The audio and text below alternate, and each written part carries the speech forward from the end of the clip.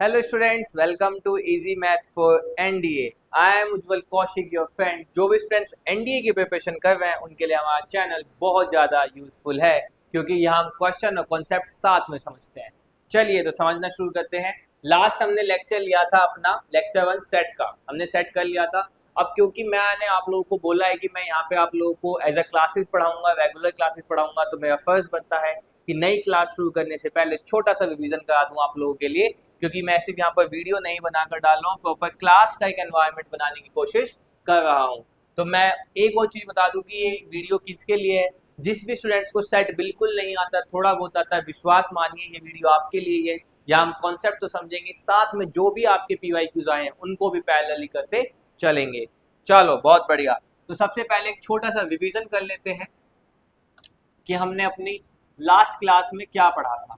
उसका एक रिवीजन तो बहुत जरूरी है ना, वरना क्या फायदा आगे जाने का अगर पीछे का हम भूलते गए तो सबसे पहले हमने कल देखा था अपने लेक्चर 1 में कि भाई सेट क्या होता है। तो हमने सेट की एक डेफिनेशन देखी थी और हमने उसमें कहा था a collection of well defined object या well defined collection of object. ठीक है, क्या कहा था हमने? A well defined collection of object, यही कहा था। जल्दी जल्दी कर देते हैं रिवीजन।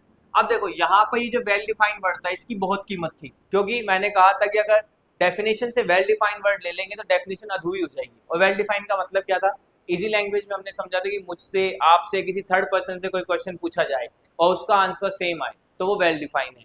मैथमेटिकली हमने कैसे कहा था कि अगर हम प्रिटी मच श्योर हैं कि either element belongs to the collection और doesn't belongs to the collection, तो वो एक वेल डिफाइंड कलेक्शन है। एग्जाम्पल के लिए वही सेट ऑफ वॉवल्स ले लीजिए। जैसे ही आप वॉवल्स लेता मुझसे पूछो, मेरा आंसर भी ए या यू होगा, आपका भी, किसी थर्ड पर्सन का भी। अब मैथमेटिकली देखें तो जैसे ही वो कहता है कलेक्शन ऑफ वॉवल्स, तो हमें इमीडिएटली पता लग जाता है बी इस कलेक्शन में बिलोंग नहीं करेगा, टी इस कलेक्शन में बिलोंग नहीं करेगा, ए इस कलेक्शन में बिलोंग करेगा। तो ये कैसा कलेक्शन है? वेल डिफाइंड कलेक्शन है। और अगर वेल डिफाइंड है कलेक्शन तो उसी को क्या कहते हैं? सेट। फिर हमने देखा था दूसरा कि सेट को लिखने का तरीका क्या है, कि सेट की जो नोटेशन है वो कैपिटल से यूज करते हैं, उसके अंदर अल्फाबेट जो है उनको स्मॉल से लिखते हैं। ठीक है, जो ये अंदर हम एलिमेंट्स लिख रहे हैं इन्हीं को एलिमेंट्स कहते हैं सेट का, या फिर क्या कहते हैं? मेंबर्स कहते हैं सेट के, या फिर क्या कहते हैं? ऑब्जेक्ट कहते हैं सेट के। ठीक है, फिर हमने देखा था कि भाई सेट को लिखने की दो फॉर्म है। क्या देखा था हमने? कि सेट को लिखने की दो फॉर्म है, एक थी रोस्टर फॉर्म, एक थी सेट बिल्डर फॉर्म। यही दोनों थी ना, एक थी रोस्टर, एक थी सेट बिल्डर। अब रोस्टर क्या थी? रोस्टर कहती थी कि कर्ली ब्रेसिस के बीच में लिखेंगे, ईच एलिमेंट को लिखेंगे और सेपरेट करेंगे कोमा से। ये थी रोस्टर फॉर्म। सेट बिल्डर क्या थी? सिंपल है, एक्स सच दैट एक्स की जो भी प्रॉपर्टी हो, जो भी सारे एलिमेंट्स के बीच में कॉमन प्रॉपर्टी हो, उस प्रॉपर्टी को हम यहाँ पर लिख देंगे। और हमने देखा था कि रोस्टर से हमेशा सेट बिल्डर लिख पाना पॉसिबल नहीं होता, कई बार लिख देते, कई बार नहीं लिख पाते। इसी तरह से सेट बिल्डर से रोस्टर लिख पाना हर बार संभव नहीं होता, कई बार लिख देते, कई बार नहीं लिखते। ठीक है, डन। चलो, ये तो था रिवीजन। अब चलते हैं नेक्स्ट। अब क्या पढ़ने वाले हैं हम? आज हम पढ़ेंगे types of set. Types of set. बिना रिवीजन के तो आगे पढ़ने का कोई बेनिफिट नहीं है। मैं आप लोगों को भी यही सजेशन दूंगा कि जब आप लोग भी पढ़ने बैठा करो, क्वेश्चन सोल्व करने बैठा करो, तो एक बार अपनी पूरी थ्योरी को, उसके पहले का जो भी कॉन्सेप्ट है उनको रिकॉल कर लिया करो। तो टाइप्स ऑफ सेट में सबसे पहला आता है एम्प्टी सेट। तो एम्प्टी सेट क्या होता है बच्चे? एम्प्टी सेट होता है अगर no element in the collection, अगर कलेक्शन में कोई एलिमेंट ही नहीं है, तो ऐसे कलेक्शन को कहते हैं हम एम्प्टी सेट। अब पहले इसका रियल लाइफ एग्जांपल है। देखो, जैसे नाम से ही लिखा हुआ है एम्प्टी मतलब खाली। भाई नाम में क्या छुपा हुआ है? Empty set. तो एम्प्टी का मतलब खाली। तो बस ऐसा कलेक्शन जो खाली हो, जिसमें कोई भी एलिमेंट ना हो, उसे एम्प्टी सेट कहते हैं। डिनोट कैसे करते हैं? डिनोट करते हैं या तो फाई से डिनोट करते हैं बच्चे, या फिर डिनोट करते हैं आपका सिर्फ खाली कर्ली ब्रेसिस से। ये दोनों सिंबल है एम्प्टी सेट के लिए। और एम्प्टी सेट के एक दो नाम और होते हैं, वो भी मैं लिख देता हूं, जैसे कि नल सेट, एम्प्टी सेट, ये तो मैंने बता ही दिया आप लोगों को। एक होता है वॉइड सेट, ये तीनों का मतलब एम्प्टी सेट ही है। एम्प्टी सेट के अलग अलग नाम है। जैसे आपका होगा ना, किसी का नाम होगा, घर का नाम भुल्लू, लेकिन स्कूल का नाम होगा चंद्रकांत सिंह, है ना? तो है तो दोनों एक ही ना, चाहे भुल्लू हो चाहे चंद्रकांत सिंह हो, नाम तो बात वही है।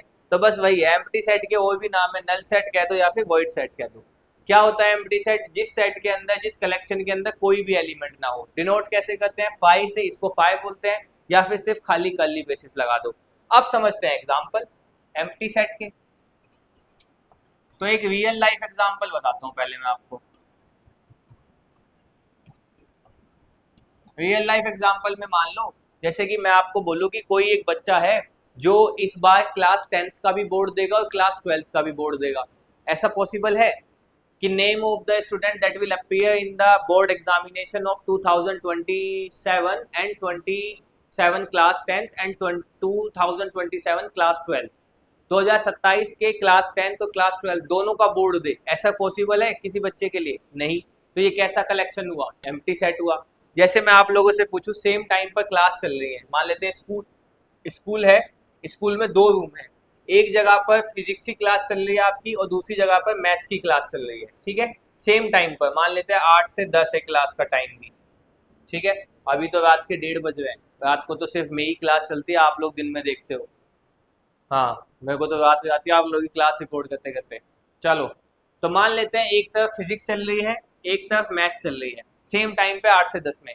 अब मैं पूछूं ऐसे बच्चे का नाम बताओ, या आपकी क्लास 11th का ही होगा, चलो मान लेते हैं क्लास 11th चल रही है, क्लास भी बता देते हैं कौन सी चल रही है, क्लास 11th चल रही है और सेट पढ़ाया जा रहा है, ठीक है? अब मैं आपसे पूछूं कि ऐसे बच्चे का नाम बताओ जो फिजिक्स में भी बैठा हो और मैथ्स में भी बैठा हो। पॉसिबल है ऐसा?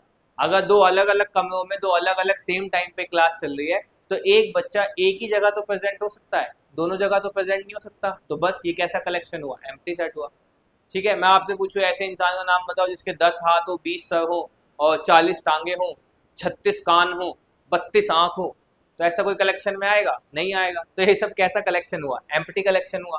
किसका एग्जाम्पल हुआ? एम्प्टी सेट का एग्जाम्पल हुआ। अब क्योंकि हम मैथ्स पढ़ रहे हैं तो आ जाओ मैथ्स के एग्जाम्पल देखते हैं। भाई मैथ्स में एग्जाम्पल ढूंढते हैं क्या होंगे? तो बहुत सिंपल है, मैं आपसे कहूं ए जो है वो क्या है? Collection of negative natural number. अगर मैंने आपसे कहा कि कोई सेट है ए, उसके अंदर कलेक्शन क्या है? Collection of negative natural number है उसके अंदर। अब आप बताओ नेचुरल नंबर कहाँ से शुरू होते हैं?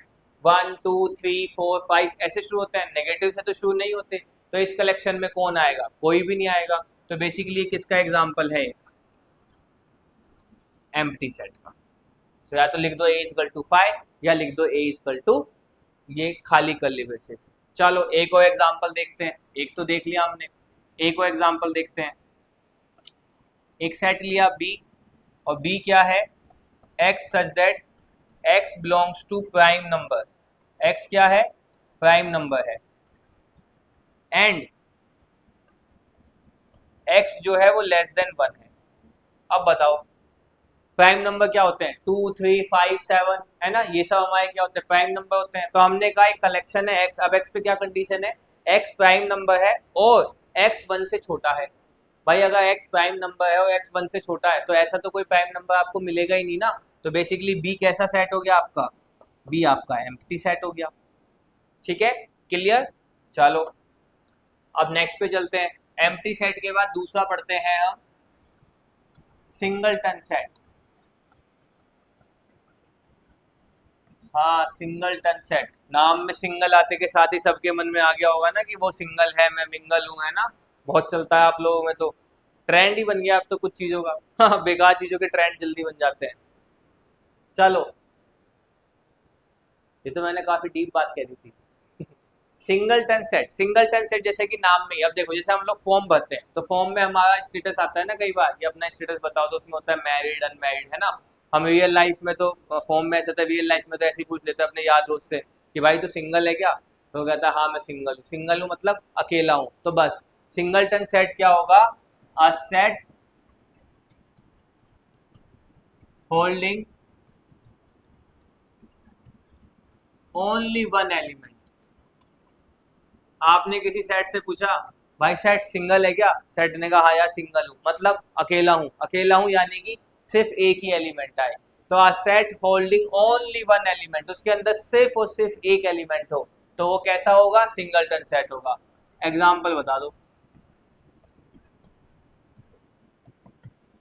पहला रियल लाइफ एग्जांपल मैं आप लोगों से डिस्कस करूं, जैसे हमने कल कहा था name of the current prime minister of India, उसमें एक ही नाम आएगा। Name of the current president of India, एक ही नाम आएगा। Name of the capital of India, एक ही नाम आएगा। तो ये सब किसके एग्जाम्पल हैं, ये सब हमारे सिंगलटन सेट के एग्जाम्पल हैं। अब क्योंकि मैथ्स पढ़ रहे हैं तो मैथ्स में देख लेते हैं। मैं आपसे पूछूं ए जो एक कलेक्शन है, किसका है collection, collection of even prime number. अब प्राइम नंबर क्या होते हैं, प्राइम नंबर होते हैं 2 3 5 7 11 13, इस तरह से आगे तक जाते हैं। अब आप ध्यान दोगे तो इनमें से सिर्फ इकलौता 2 ही है जो इवन है, बाकी सारे के सारे कैसे हैं, ऑड है। तो हमने कहा collection of even prime number, तो इसका मतलब ए के अंदर क्या आ जाएगा, सिर्फ और सिर्फ एक ही एलिमेंट आएगा 2। तो ये किसका एग्जाम्पल हो गया आपका, ये आपका एग्जाम्पल हो गया बच्चे सिंगलटन सेट का। ठीक है, चलो एक एग्जाम्पल और देख लें, आप सब लोगों की इच्छा हो तो। ठीक है, तो मैंने कहा एक सेट बी लिया, एक्स सच दैट एक्स जो है वो होल नंबर हो, बट एक्स जो है वो नेचुरल नंबर नहीं हो। बताओ ऐसा सेट क्या होगा भाई, ऐसे एलिमेंट क्या आएगा, सिर्फ और सिर्फ एक जीरो आएगा। जीरो इकलौता ऐसा नंबर है जो होल नंबर तो है पर जीरो जो है नेचुरल नंबर नहीं है। तो कलेक्शन बी के अंदर क्या आ जाएगा, सिर्फ और सिर्फ एक इकलौता एलिमेंट शून्य। ठीक है, तो बी ये किसका एग्जाम्पल हुआ, ये एग्जाम्पल हुआ आपका सिंगलटन सेट का। ठीक है, चलो बहुत बढ़िया। अब सिंगलटन सेट के बाद थर्ड क्या पढ़ते हैं, थर्ड पढ़ लेते हैं, चलो फाइनाइट सेट।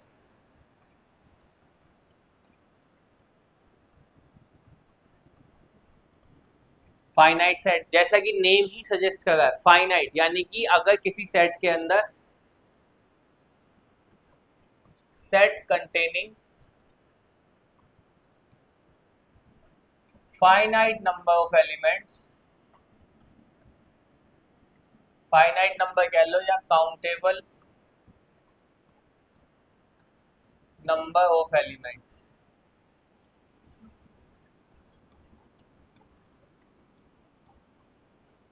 अगर किसी सेट के अंदर फाइनाइट नंबर ऑफ एलिमेंट्स हैं तो उसको क्या बोलते हैं, फाइनाइट सेट। जैसे इसका एग्जांपल मैंने आप लोगों से कल भी बताया था, रियल लाइफ एग्जांपल अगर आप लोग देखें, बस डिपेंड करता है कि आप लोगों ने क्लास कितने फोकस से देखी होगी।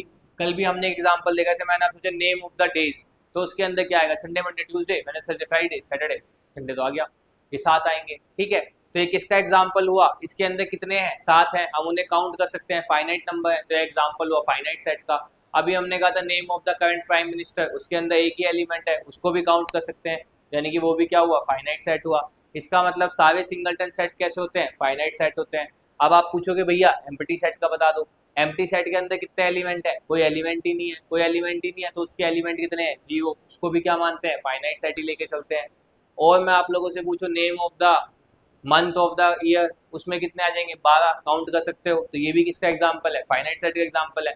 पर आप पूछोगे भैया मैथ्स पढ़ रहे हैं, मैथ्स पढ़ रहे हैं तो आज वो मैथ्स का एग्जाम्पल दिखा देता हूँ एक। मैथ्स में हमने लिया a is equal to x such that x belongs to natural number and x is less than 20। हमने क्या कहा, x क्या है, नेचुरल नंबर है, और x क्या है, 20 से छोटा है, तो कितने नेचुरल नंबर आ जाएंगे, 1 2 3 से लेके 19 तक। तो ये किसका एग्जाम्पल हुआ, आपका फाइनाइट सेट का। अब फाइनाइट सेट समझ लिया तो यहीं पे एकदम से समझ लेते हैं चुपचाप बिना बताए किसी को इनफाइनाइट सेट। बता के समझेंगे तो क्या पता कोई पढ़ने ना दे, तो चुपचाप पढ़ लेते हैं, फाइनाइट के तुरंत नीचे इनफाइनाइट। फाइनाइट क्या था, set containing finite number of element. Infinite set क्या कहेगा, set containing infinite number of element.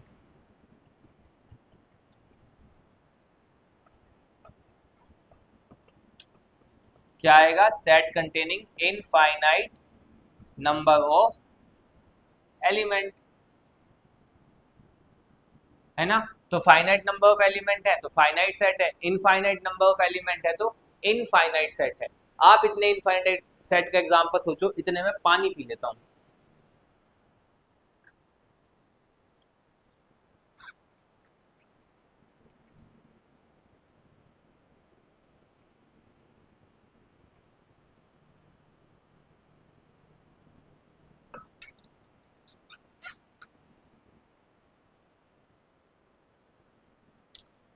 सोच लिया आप सभी ने इनफाइनाइट का एग्जाम्पल?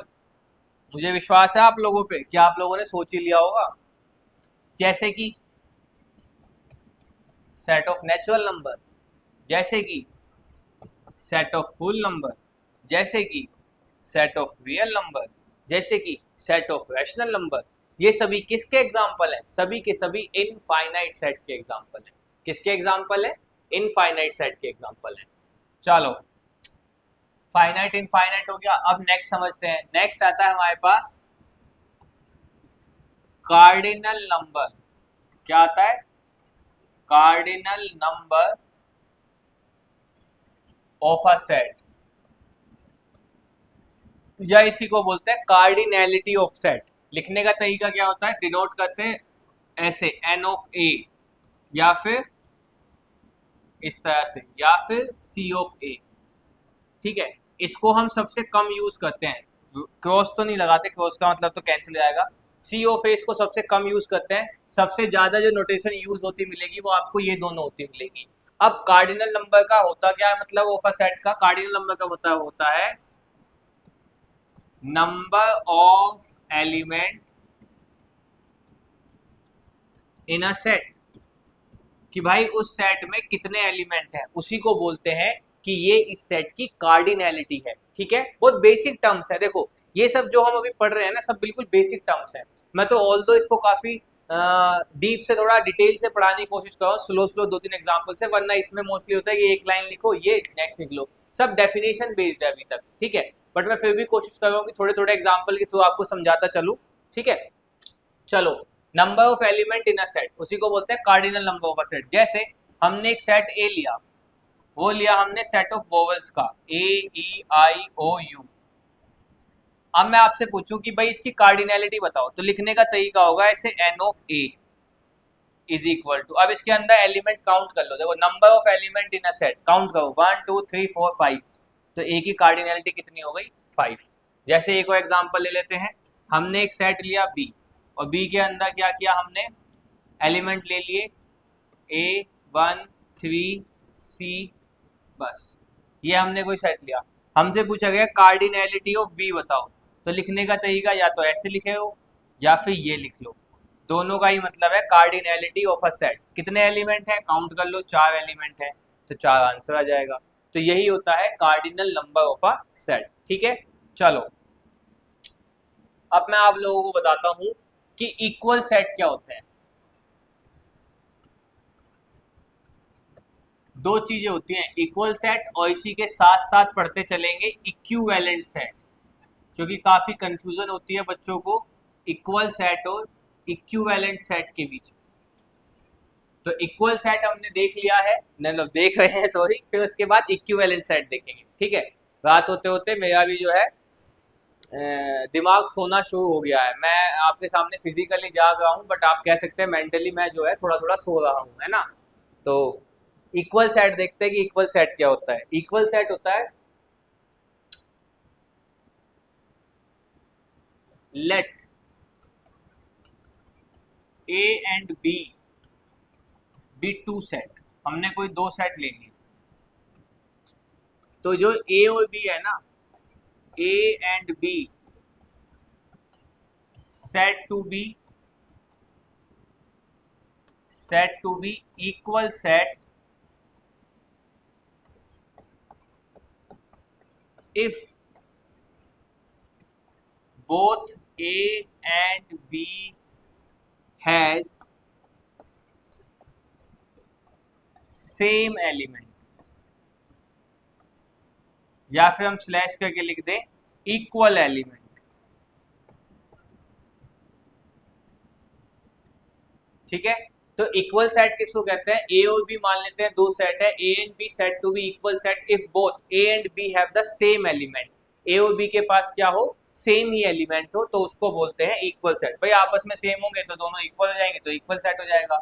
जैसे हमने एक एग्जांपल लिया a इज इक्वल टू 1 2 3, और हमने एक एग्जांपल लिया b, हमने b में लिया 1 2 2 3 3 3। तो अब बताओ कि क्या ए और बी के अंदर सेम एलिमेंट है? सेम एलिमेंट होने चाहिए। अच्छा, सेम एलिमेंट और उसके साथ साथ आप चाहो तो प्लस करके लिख लो same element and same number of element. अच्छा, सेम एलिमेंट में आ ही जाएगा। या चलो यार, आप लोगों के लिए कंफ्यूजन नहीं होनी चाहिए किसी मोमेंट पे, लिखने में आलकस नहीं करना चाहिए। A and B has the same element as well as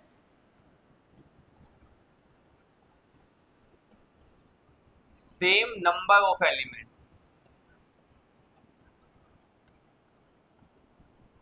as well as same number of element. अब ठीक है, यानी कि ए और बी अगर दो इक्वल सेट है, कब है? जब ए और बी के पास सेम एलिमेंट हो और सेम नंबर ऑफ एलिमेंट हो, दोनों बात हो। अब जैसे ए के पास एलिमेंट है 1 2 3, बी के पास है 1 2 2 3 3 3, तो ए और बी इक्वल सेट है। देखो, हाँ है इक्वल सेट। ये मैंने एग्जांपल जानबूझ के लिया है, तो यहीं पे अपना कलर चेंज करते हैं और स्टार करके एक नोट लिखते हैं, बहुत इंपॉर्टेंट। ये कहता है every element in set must return only once। मतलब क्या हुआ कि सेट में जब भी हम सेट लिखते हैं तो हर एक एलिमेंट को सिर्फ एक बार लिखते हैं। मतलब एलिमेंट जो है, जो भी हमारा एलिमेंट है, एवरी हटा देते हैं तो एलिमेंट्स लिख देते हैं कि elements in set must return only once, कि जो हमारा एलिमेंट है जो सेट के अंदर आ रहे हैं उनको हम सिर्फ एक बार लिखते हैं। अगर वो एक से ज्यादा बार भी आ रहे हैं तो उसको हम सेट की स्टैंडर्ड नोटेशन में सही नहीं मानते।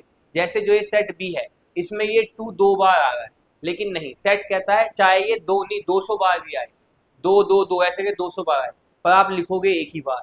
जैसे ये 3 यहाँ पे 3 बार आ रहा है, तो सेट कहता है नहीं, इसको आप लिखोगे एक ही बार। तो अगर मैं बी का सही नाम से लिखना चाहूं तो जो बी का सही फॉर्म है लिखने की वो है सिर्फ यही 1 2 3।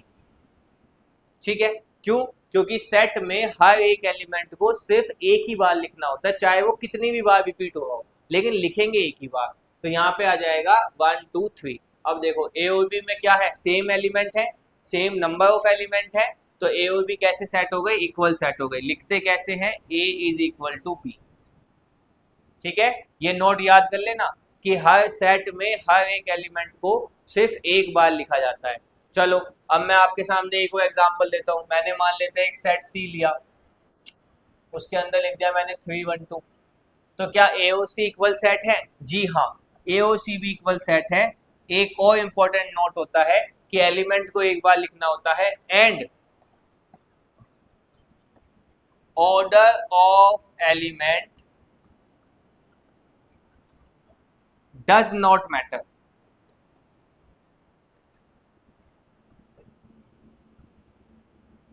यानी कि हम चाहे 1 2 3 लिखें, चाहे पहले 3 1 2 लिख दें, चाहे पहले 2 1 3 लिख दें, ये एक ही सेट माना जाएगा 1 2 3। चाहे इसको हम 3 1 2 लिखें, चाहे 1 2 3 लिखें, चाहे 2 1 3 लिखें। यानी कि अगर सेट के अंदर एलिमेंट्स का ऑर्डर आगे पीछे किया जाए तो उससे सेट पर कोई फर्क नहीं पड़ता। जैसे ऑर्डर्ड पेयर में फर्क पड़ता है ना, जब हम रिलेशन चैप्टर पढ़ेंगे तो उसमें हम देखेंगे ऑर्डर्ड पेयर, वहां पे फर्क पड़ता है, लेकिन सेट में नहीं होता। ठीक है, तो ये बहुत दो इंपॉर्टेंट नोट है। पहला, सेट में हर एलिमेंट एक बार लिखते हैं। दूसरा, एलिमेंट को आगे पीछे भी लिखोगे तो सेट को कोई दिक्कत नहीं होती, सेट सेम ही रहता है। तो ये सब कैसे एग्जांपल हुए? इक्वल सेट के। अब चलो, ये इक्वल सेट हो गया, तो आ जाओ देखते हैं इक्विवेलेंट सेट क्या होता है। तो इक्विवेलेंट सेट होता है ए एंड बी, दो सेट ले लेते हैं, A and B set to be equivalent set if both A and B have same number of element, बस ये इंपॉर्टेंट है यहाँ पर, सेम नंबर ऑफ एलिमेंट। ठीक है, यहां पर था एलिमेंट भी सेम हो और उसके साथ साथ क्या था, एलिमेंट भी सेम हो और उसके साथ साथ आपका उनके नंबर भी सेम हो। इक्विवेलेंट कहता है सिर्फ एलिमेंट्स के नंबर सेम होने चाहिए, यानी कि अगर दो सेट की कार्डिनैलिटी सेम है, यानी कि दैट इज अगर दो सेट की कार्डिनैलिटी सेम है तो उनको हम इक्विवेलेंट सेट कहते हैं। इक्वल कहता है नंबर तो सेम हो ही हो, कार्डिनैलिटी तो सेम हो ही हो, साथ साथ एलिमेंट भी सेम हो। इक्विवेलेंट कहता है सिर्फ कार्डिनैलिटी सेम ले आओ, नंबर सेम की मुझे जरूरत नहीं है। जैसे एग्जांपल से समझते हैं, हमने एग्जांपल लिया इक्विवेलेंट का, ए हमने लिया ए बी सी तीन एलिमेंट का, बी हमने लिया 2 4 6। अब देखो कार्डिनैलिटी ऑफ ए कितनी है 3, कार्डिनैलिटी ऑफ बी कितनी है 3, तो ए और बी कैसे सेट हो गए, इक्विवेलेंट सेट हो गए। ठीक है, दोनों में फर्क समझ में आया, इसलिए मैंने कहा था कि मैं आपको ये दोनों जो है वो एक साथ पढ़ाऊंगा। तो दोनों का आप देखो एक बार में मैं समराइज करूं तो इक्वल सेट कहता है कि बोथ ए एंड बी के पास सेम नंबर सेम एलिमेंट हो और सेम नंबर ऑफ एलिमेंट हो। जैसे हमने 1 2 3 लिया, सी इज इक्वल टू 3 1 2 लिया, सेम एलिमेंट है, इसके पास भी 1 2 3 है, इसके पास भी 1 2 3 है, इसलिए ये क्या है, सेम नंबर ऑफ एलिमेंट है, सेम एलिमेंट है, इक्वल सेट है। इक्विवेलेंट कहता है सिर्फ और सिर्फ आप उसकी कार्डिनैलिटी सेम ले आओ, एलिमेंट सेम हो ना हो मुझे फर्क नहीं पड़ता। जैसे इसके एलिमेंट एबीसी है बट इसके एलिमेंट 2 4 6 है, तो ये क्या है, इक्विवेलेंट सेट है, इक्वल नहीं है। अब आप मुझे एक लास्ट क्वेश्चन बताओ कि जो हर इक्वल सेट है वो इक्विवेलेंट होगा या हर इक्विवेलेंट सेट इक्वल होगा, बताओ सोच के, सोच लिए। हाँ वही जो तुम सोफे पे बैठे हो और ये तुम बेड पर लेट कर पढ़ रहे हो, ये वाला तुम बताओ, इक्वल सेट इक्विवेलेंट होते हैं। हाँ बिल्कुल सही बात कही आपने, जितने भी इक्वल सेट है वो इक्विवेलेंट होते हैं, पर इक्विवेलेंट सेट इक्वल नहीं होते। क्यों, क्योंकि इक्विवेलेंट का भी हमने ऊपर एग्जांपल लिया, इक्विवेलेंट का मतलब है कि सिर्फ नंबर ऑफ एलिमेंट सेम होने चाहिए, एलिमेंट सेम हो या ना हो कोई दिक्कत नहीं है। तो इक्विवेलेंट सेट में और मे नॉट भी कंडीशन होती है कि नहीं, इक्विवेलेंट सेट हो भी सकते हैं, नहीं भी, अगर हम सेम ले लें तो हो जाएंगे, फिर तो क्या है वो सेम इक्वल सेट ही हो जाएंगे। ठीक है, तो और इक्वल सेट क्या होता है भाई, इक्वल सेट में तो नंबर मतलब एलिमेंट भी सेम है प्लस नंबर भी सेम है, तो हर एक इक्वल सेट इक्विवेलेंट सेट होता है, पर इक्विवेलेंट सेट इक्वल सेट नहीं होता, क्योंकि इक्विवेलेंट में सिर्फ कार्डिनैलिटी सेम है, एलिमेंट डिफरेंट हो सकते हैं। ठीक है, चलो अब हमने आज जो जो पढ़ा उसको एक बार अगर हम रिकॉल करें कि हमने क्या क्या पढ़ा तो देखते हैं। हमने सबसे पहले देखा यहाँ पर type of set, type of set में हमने सबसे पहले पढ़ा एम्प्टी सेट। एम्प्टी सेट क्या था, एम्प्टी सेट था जिसको दिखाते हैं फाई से या फिर इससे, और अगर किसी सेट के अंदर कोई एलिमेंट नहीं है तो वो एम्प्टी सेट है। फिर हमने पढ़ा सिंगलटन सेट, सिंगलटन सेट क्या था, अगर किसी सेट के अंदर सिर्फ एक एलिमेंट है तो वो सिंगलटन है। फिर हमने पढ़ा फाइनाइट सेट, फाइनाइट सेट यानी कि किसी सेट के अंदर अगर फाइनाइट नंबर ऑफ एलिमेंट्स हैं तो वो फाइनाइट सेट है। फिर हमने पढ़ा इनफाइनाइट सेट, इनफाइनाइट सेट क्या होता है, अगर किसी सेट के अंदर इनफाइनाइट नंबर ऑफ एलिमेंट है तो वो इनफाइनाइट सेट है। फिर हमने पढ़ा कार्डिनैलिटी ऑफ अ सेट, है ना, या फिर कार्डिनल नंबर, इसका मतलब क्या होता है, number of element in set, किसी भी सेट के अंदर कितने एलिमेंट हैं उसी को उसका बोलते हैं कार्डिनैलिटी। जैसे एक की कार्डिनैलिटी कितनी, यहाँ पे 3, यहाँ पे कितनी है 1, यहाँ पे कितनी है 0। उसके बाद हमने पढ़ा इक्वल सेट और इक्विवेलेंट सेट। इक्वल सेट कहता है सेम एलिमेंट हो प्लस सेम नंबर हो, नंबर ऑफ एलिमेंट हो। इक्विवेलेंट क्या कहता है आपका, कि अगर दो सेट की कार्डिनैलिटी सेम है तो वो इक्विवेलेंट है, एलिमेंट अलग अलग हो मुझे कोई दिक्कत नहीं है। चलो तो फिर आज की क्लास को यहीं पर करते हैं समाप्त। मैं यहाँ पर लिख देता हूँ बड़ा सा थैंक यू, क्योंकि मैं भी गया हूँ थक, मुझे सोना है, सुबह जाना है मुझे फिर ऑफिस। चलो तो आज की क्लास को यहीं पर करते हैं समाप्त। अगली क्लास में हम क्या पढ़ेंगे वो मैं बता देता हूँ, अगली क्लास में पढ़ेंगे हम सबसेट। क्या पढ़ेंगे, सबसेट पढ़ेंगे। तो चलो फिर आज की क्लास को यहीं पर करते हैं समाप्त। Thank you very much, have a good day, good night, thank you.